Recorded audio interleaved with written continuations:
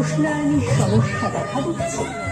তাই আমরা অঙ্গীকারবদ্ধ, আজ যেন একটি গাছও কাটা না হয়। বেশি বেশি করে গাছ লাগান এবং পরিবেশকে সুন্দর করে তুলুন, এবং পরিবেশকে সুন্দর থেকে সুন্দরতর করে তুলুন।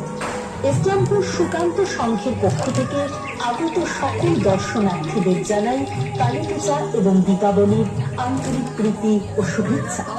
দর্শনার্থীদের কাছে অনুরোধ, দয়া করে প্যান্ডেলে কেউ হাত লাগাবেন না। দয়া করে প্যান্ডেলে কেউ হাত লাগাবেন না। ধন্যবাদান্তে সুকান্ত সংঘ, ইসলামপুর শ্যামা পূজা। নমস্কার। সুকান্ত সংঘের ৫১তম বর্ষ শ্যামা পূজা উপলক্ষে এবারে নিবেদন অঙ্গীকার, একটি গাছ একটি প্রাণ। গাছ লাগান, প্রাণ বাঁচান। গাছ পরিবেশকে সুস্থ রাখে, পরিবেশকে মানুষের উপযোগী করে তোলে। বিশ্বজুড়ে যেভাবে গাছ কাটা হচ্ছে তার ফলে গোটা পৃথিবীতে উষ্ণায়নের সমস্যা দেখা দিচ্ছে। তাই আমরা অঙ্গীকারবদ্ধ, আজ যেন একটি গাছও কাটা না হয়।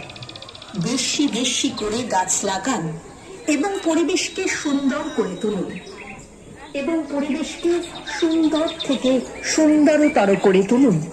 ইসলামপুর সুকান্ত সংঘের পক্ষ থেকে আগত সকল দর্শনার্থীদের জানাই কালী পূজা এবং দীপাবলির আন্তরিক প্রীতি ও শুভেচ্ছা।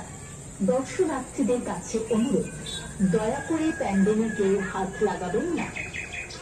দয়া করে প্যান্ডেলে কেউ হাত লাগাবেন না। ধন্যবাদান্তে সুকান্ত সংঘ, ইসলামপুর শ্যামা পূজা। নমস্কার। সুকান্ত সংঘের